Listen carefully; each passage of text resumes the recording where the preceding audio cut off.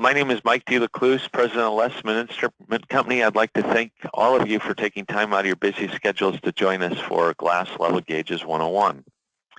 Today we'll discuss the best practices for commissioning, inspecting, and maintenance of armored flat glass level gauges. In our 30 to 45-minute webinar, we'll cover key topics such as the overview of glass level gauge assemblies, the importance of safety ball check valves, proper commissioning of glass level gauges, how to inspect armored flat glass gauges, some best practices for teardown, repair, and rebuild, and then question and answer. Our presenter today is Rob Bolin, Product Manager for Jerguson Glass Level Gauge and Valve product lines at Clark.Reliance. Prior to joining Clark.Reliance, he worked as an applications engineer focusing on level instrumentation and has held positions in manufacturing, project management, and industrial sales. He routinely conducts glass level gauge maintenance training for major refineries and chemical plants across the United States. Rob holds a bachelor's degree in industrial and systems engineering from The Ohio State University. We will be meeting the phone lines. If you have any questions, please use the question tool. It's built in to GoToWebinar, and I'll make sure that we get them answered. With that, I'm going to turn it over to Rob. Hello, everybody. Thank you, Mike, for the introduction. My name is Rob Bolin. I appreciate everybody's time. If anybody has any questions, hold them to the end and we'll discuss.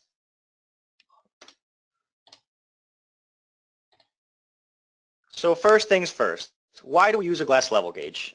When systems fail, seeing is believing. Even the most advanced flyby aircraft in the world have windows, but would you fly blind? Just like an airplane can be flown with all instrumentation, a process plant can be run with their control system, but we still put windows on a cockpit, and we still like to have glass gauges on various types of tanks and storage things. So it's basically the safety valve of level instrumentation. So why would we use a glass level gauge? For startup, if you want to confirm your operations, if you have an upset condition or a plant emergency, these things are very critical. A lot of times you'll use a glass gauge to calibrate instrumentation. So if you have level switches or you have a transmitter or something like that, you can calibrate them with these glass level gauges because they're considered a direct reading device. One of the key differences between other level instrumentation and a glass gauge is that this is strictly mechanical. There's no wires or anything you have to rely on. So in that sense, it's considered the safety valve of level measurement. You always want to be able to know what's going on with your eyes at the end of the day if something's going to go wrong.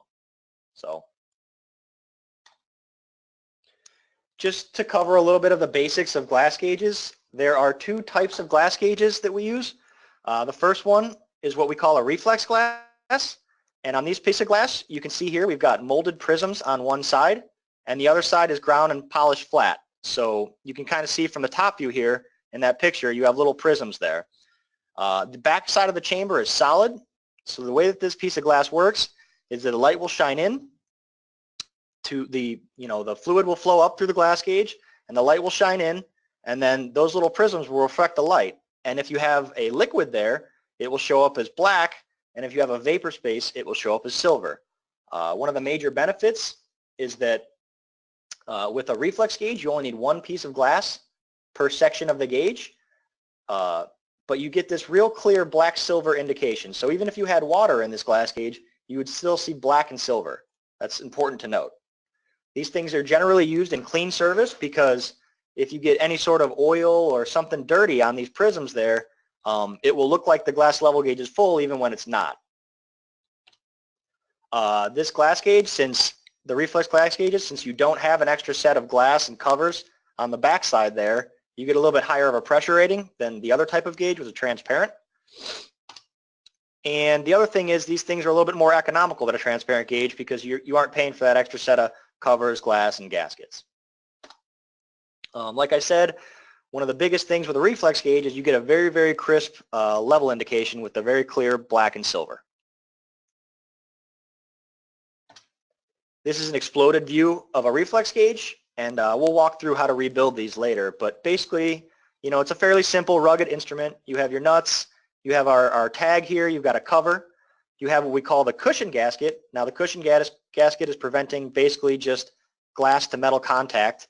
And then you have the seal gasket, which is considered a wetted part because it's exposed to the process fluid. You have the U-bolts for a reflex gauge, and then you have your gauge chamber with a recessed gasket surface. The second type of gauge that we use is a transparent gauge. Now, a transparent gauge is flat and ground polished on both sides, so you can see we don't have these little ridges here. It's just flat and polished. The transparent gauge uses 2 pieces of glass per section, so you can see unlike a reflex gauge where you've got the cover glass gaskets over here, you also on the other side have another set of covers, glass, and gaskets. One of the major benefits of a transparent gauge is that because you don't have those prisms on the inside, now you can actually shield that glass and protect it so that you can stop it from corroding. Another key benefit of a transparent gauge is that you can see characteristics of the fluid. You can see if you have an interface, if you have oil, water, and vapor space, you can actually see those fluid characteristics. Whereas if you were using a reflex gauge, it would just look like silver black. So yeah, that's a transparent gauge, and then we'll show you an exploded view of that as well. So you can see you've got the same type of stuff, but your glass is going to be flat. Shown here is an optional mica shield, which I'll cover a little bit later. And then you have your cushion gasket, your seal gasket, your chamber, and then on the other side you'd have a whole other set of glass gaskets and bolts, nuts. So glass on pretty much all armored glass level gauges is going to be borosilicate. Borosilicate is rated up to 600 degrees Fahrenheit. Steam is kind of a different animal, so we rate gauges differently when you're talking about steam service. So the borosilicate is go up to 300 degrees working steam pressure, WSP. Anything over 300 WSP, and then you can protect the glass with that mica shield that I mentioned earlier, which will stop it from corroding. We also sell what is known as HP borosilicate, and that's pretty much the exact same thing as borosilicate, but it's machined to higher tolerances, so it will give you a little bit higher pressure rating. So in some of our higher pressure gauge series, we'll use this HP borosilicate. And then anything from 600 degrees to 800 degrees Fahrenheit, we're going to go ahead and use aluminosilicate, which gets you up to 800 degrees Fahrenheit, but it's also about 5 times more expensive than borosilicate, so you don't want to use it if you don't have to. So pretty much everybody in the industry, not just Jerguson, all the other gauge, armored flat glass gauge manufacturers use the same glass sizes. They're size 1 through 9 in general. These glass sizes were originated in Germany back in like the 1800s. And one thing that's important to note here is that the glass size doesn't increment in normal or in the same increment as you go up. So it pretty much is random and doesn't make a whole bunch of sense, but you go from 4.5 to 5.5 to 6.5 to 7.5 to 8 5/8 to 9 7/8. So there's not really any sort of rhyme or reason to how this is laid out, but the industry is standardized on it, so pretty much everybody uses these glass sizes. One thing that's important to note is that there's enough differentiation between these glass sizes that if you hold a tape measure up to it, you can determine what glass size your gauge has. If you are using Jerguson glass, all of our glass has a heat number on the side and then a dash and then a number, and that number will be your glass size. So that's another way to tell the size of the glass. You can see that the visible range is a little bit different than the length because the covers cover a little bit of the glass on the ends. So I mentioned this before, but glass gauges have what we call a seal gasket, which is on the inside here, and that's got to be compatible with the process fluid. And then they also have a cushion gasket, which is really just preventing glass to metal contact. Our standard gasket material is IFG 5500. We upgrade to graphfoil, which would get you a little bit higher temperature ratings, but I think best practice for a glass gauge would be to make the seal gasket and the cushion gasket the same material, even though the cushion gasket doesn't necessarily have to be wetted, because you're not sure who's going to be rebuilding this thing and if they're familiar with which gasket needs to be on the seal and which needs to be the cushion, and the price difference isn't that much that you need to be concerned with it. So many customers upgrade to graphfoil to match the seal gasket, kind of what I mentioned there. Talking about gauge lengths for the glass gauge. So if you remember from my earlier slide, the glass sizes range from 1 through 9. If you need to go over the 13 or so inches that a size 9 is, The way that we do that is we add sections of covers, glass, and gaskets. One thing that's very important to note is that when we increase the size of a glass gauge, we're using one continuous chamber. So this will be one chamber with 3 sets of covers, glass, and gaskets. We've sold many glass gauges to people who use single section gauges, and they'll use a little pipe nipple here in the sections to join them together. And those are just, you've just got a whole bunch more leak paths, and if you leave something that out in the field over a period of time, they start to bend and bow, and the gauge starts to look like a banana, and it's leaking everywhere. So we won't sell a gauge like that to anybody. We always use one continuous chamber. So with every glass gauge, we like to sell a set of safety ball check valves. Now with a glass gauge, you've got glass and gaskets, and if you're not maintaining things properly, there is a potential there for leaks. So what a safety ball check valve will do is if something were to happen to the glass, the little ball inside that valve, due to the pressure differential, sucks up into the seat and will isolate the gauge from the service. These safety ball check valves are also known as automatic shutoff valves or excess flow valves. They're all 90 degree, as you can see. They must be installed horizontal, so this would be the process connection, and this would be the gauge connection. You cannot swap those two or the valve will not work correctly. And it uses the kinetic energy of the fluid to activate the ball check. We've done testing, and this happens at about a 5 psi pressure differential. So if the glass cracks or breaks, that ball check will suck up into the seat and isolate the gauge from service.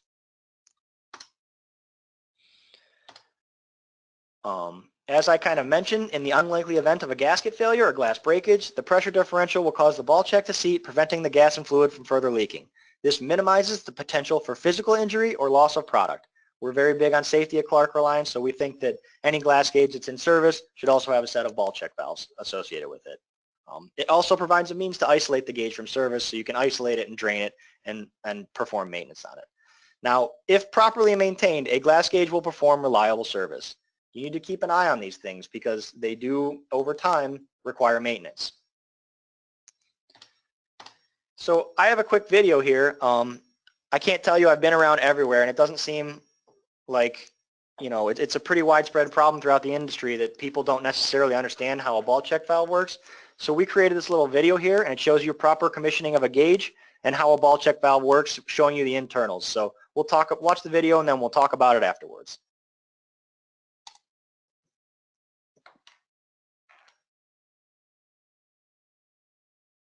This video illustrates the correct procedure for commissioning a Jerguson glass level gauge equipped with safety ball check valves when liquid is already present in the vessel.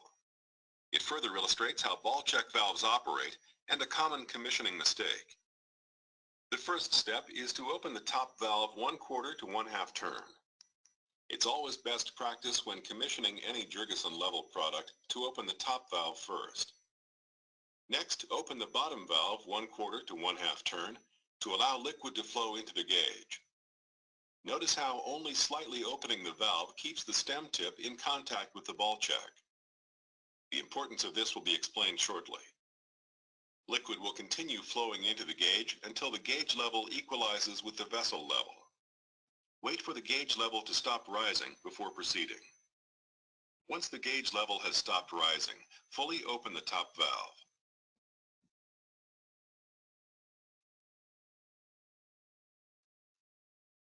Next, fully open the bottom valve.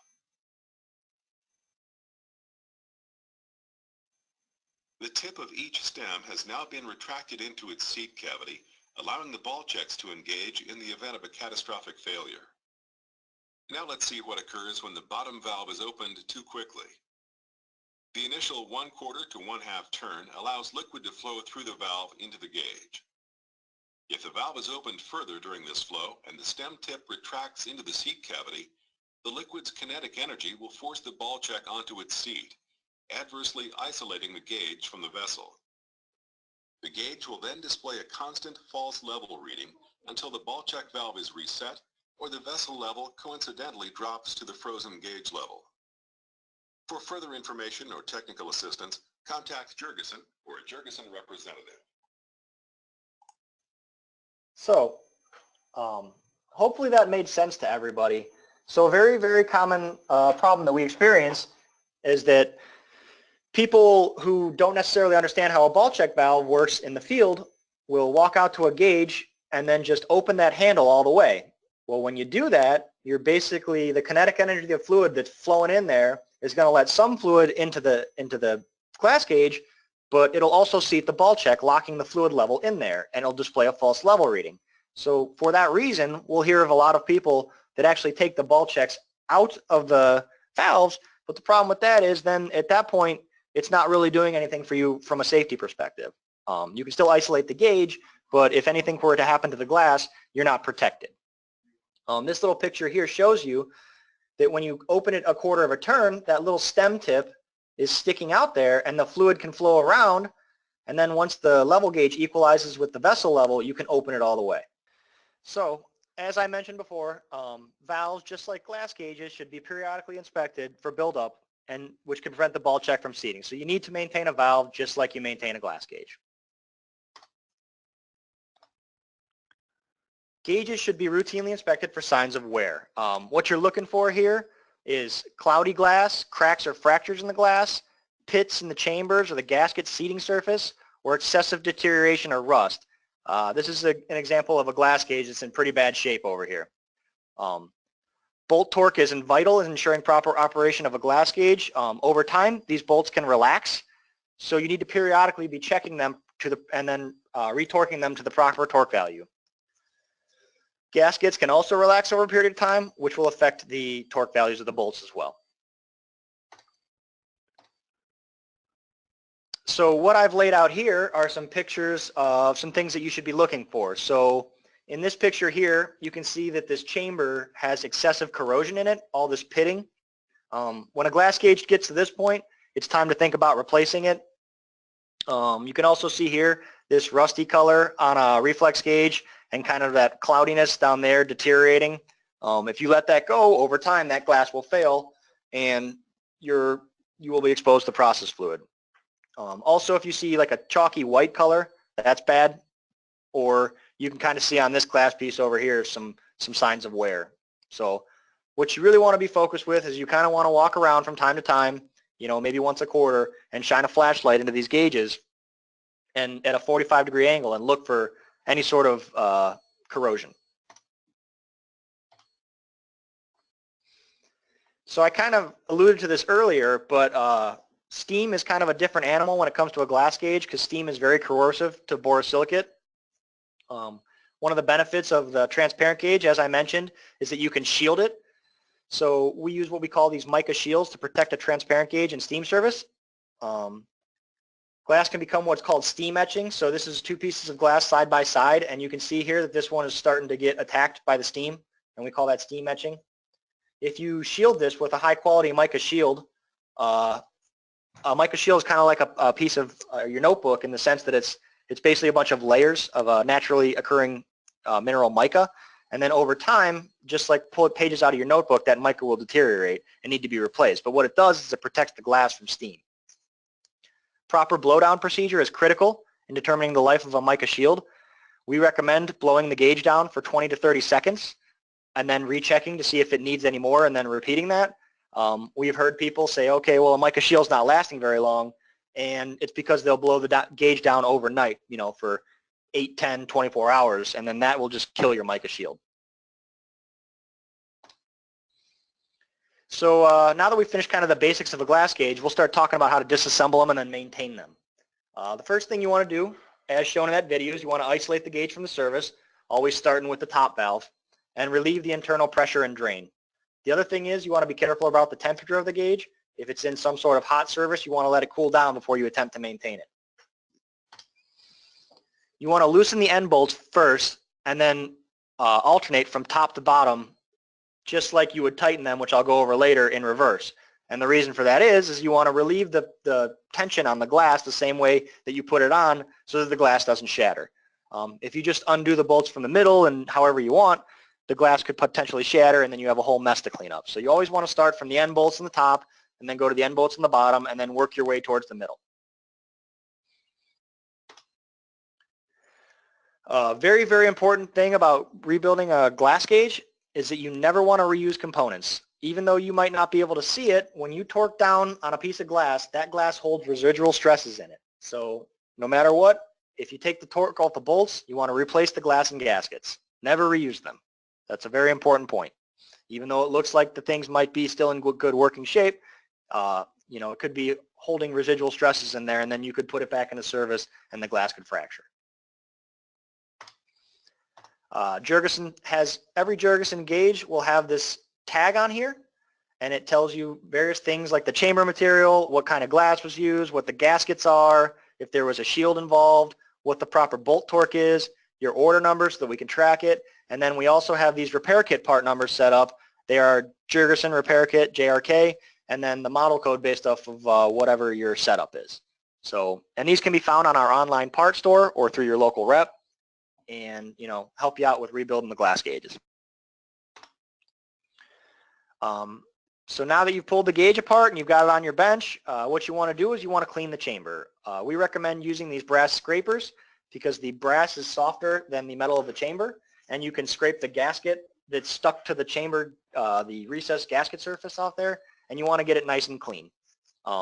So it's kind of laborious, but it pays to take the time to do that. If you have any sort of pitting in that chamber, it's you're going to need to hit it with put it on a Bridgeport and machine a little bit off.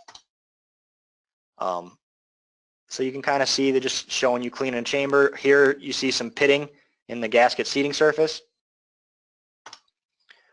You want to do a really thorough inspection. You want to make sure you know where all these little pits and nicks are in the gasket seating surface, because otherwise if you just try and reassemble this gauge, it might not work properly. That's an example of some, at this point this gauge should probably be considered something you might want to replace, but just showing you examples of excessive wear. So after you thoroughly inspect the chamber, you can remove any pitting or damage from seam cuts, gouges, or scars on a milling machine. You could take a couple skim cuts off, but what you want to make sure is that you're maintaining this 100 thou from the gasket seating surface to the ID through bore of the gauge. A lot of times we'll hear people ask us if they can bead blast the gasket surface, and the answer to that is we don't recommend it, because when you bead blast, you have a tendency to stick, more in certain areas than the other, and then, you'll create an uneven surface there, and then you won't be able to get a good seal. So you want to make sure this gasket seating surface is nice and flat, and that this dimension right here is maintained, this 100 thou from the gasket seating to the surface ID of the through board.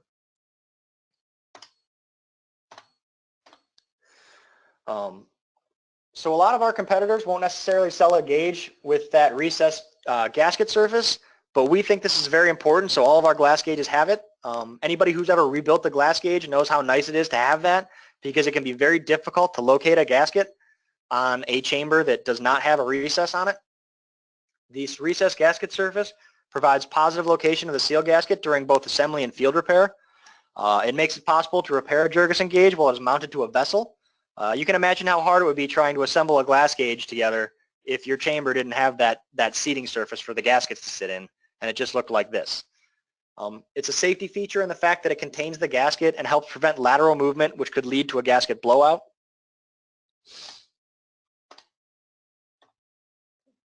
So we'll start off, we talked about the two different types of gauges. We have both a reflex and a transparent gauge. So we'll start off with a reflex gauge assembly. With a reflex gauge, you want to kind of build it upside down. So what you do is you place the seal gasket on the recessed surface of the chamber and cushion gasket on the cover. And then you lay the glass prism side up on top of the cover and the cushion gasket. Next, you'll place the chamber on top of that piece of glass, so your prisms are going to be pointing into the chamber. And then you insert the U-bolts around the chamber into the holes along the back of the cover like shown. So you want to place your U-bolts through the holes like that. It's very important during this process that you make sure that your gaskets stay aligned.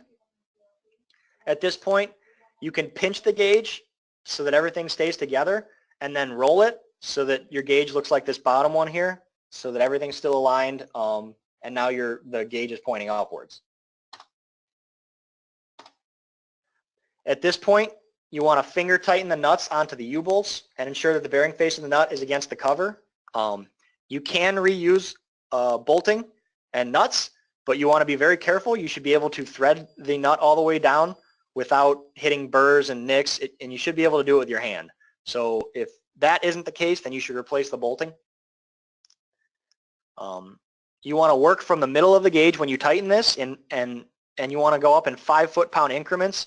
So you want to tighten, so you'd start with 1, and then you do 2, and you want to do 3, and then 4, 5, 6, 7. And what you're doing there is you want to provide even force down on that glass. You don't want to work from one end to the other and then push all that stress towards the one end and then crack the glass. You want to put even stress on it. So that's how you rebuild a reflex gauge. The transparent gauge is just slightly more complicated than the reflex gauge, and you kind of build this like a sandwich. So you'll lay the back cover face up on the table and insert the T-bolts, and then you'll flip that over like shown here. You'll place the seal gasket on the recessed surface of the chamber and the cushion gasket on the recessed surface of the cover. Next, you'll place your glass in the cover like you see here. Place the transparent glass on the cover like you see here, and then you'll place the chamber on top of the glass that you just built into the cover. And then you'll put a second set of glass on top of the chamber with the gaskets, and then you can put the cover on top and then thread the nuts on finger tight, just like a reflex gauge. Just like with a reflex gauge, you want to put an even load on that glass, so you'll start in the middle and you'll work your way outwards. You want to be careful to match the bolt torque that you're using to the proper gauge series. So we have this handy maintenance wall chart, which if you get in contact with your local rep firm, in this case Lesman, they would be able to send you one of these things, but it has the bolt torque data down here on the right for the various gauge series. It has your repair kit part numbers, an exploded view of a glass gauge, how to disassemble, how to reassemble, if you're going to use washers. It has that the gasket seating surface for the I3 bore. These things are very handy. A lot of maintenance shops will just throw them up, and then they can review these when they are going to rebuild their glass gauge just to refresh themselves. After that, you can put the glass gauge into service, which we've already watched the proper commissioning procedure, but you want to open the top valve a quarter of a turn, and then open the bottom valve a quarter of a turn, wait till the liquid level equalizes, and then you can open them up all the way.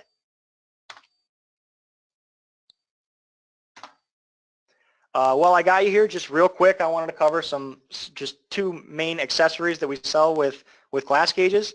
We have what we call our EPL 100, which is an LED light that you'd put on the back of a gauge, and one power supply can cover up to a 4-section size 9. These LEDs have a 10-year nominal life rating, so these things will last forever. They can clamp on very easily, so you can field fit one of these to one of your gauges. They're pretty much maintenance free. You don't have to replace the bulbs, and they don't generate a lot of heat or use a lot of electricity. They're very handy if you're trying to look at fluid level from a grade, or if you're in a low lit area or you need to view things at nighttime. These things are very handy. It's just an accessory that we offer with glass gauges. And then the other thing is, I mentioned that we are very big on safety at Clark.Reliance, so we sell what we call these safe view shields, and it's basically a piece of plastic that wraps around the gauge, and if anything were to happen, that plastic can shield an operator or personnel that might be nearby to the gauge and protect them from anything that might be in that process fluid, and it gives them that extra second to get away. These are pretty small cost adder in comparison to the price of the gauge, so we think, you know, every glass gauge that goes out should have one of these on them. They're impact resistant. They can be used in high temperature or caustic service, and you can fit them to Jerguson gauges or other glass gauge manufacturers that you might have used. They're field installable and no disassembly is required. So just a real simple little tool to just basically enhance plant safety. So that's pretty much all I have for today. Hopefully you learned something, and if you have any questions, feel free to let me know. Rob, thank you very much for your presentation. If there are specific application questions, feel free to give us a call at 800-9-LESMAN or 800-953-7626. If you do not know your account manager, feel free to ask for me, Mike D. Lecluse, and I'll make sure that you get taken care of. You can also email me at miked@lesman.com. With that, we'll go ahead and conclude our presentation. Rob, thank you very much. Thank you very much.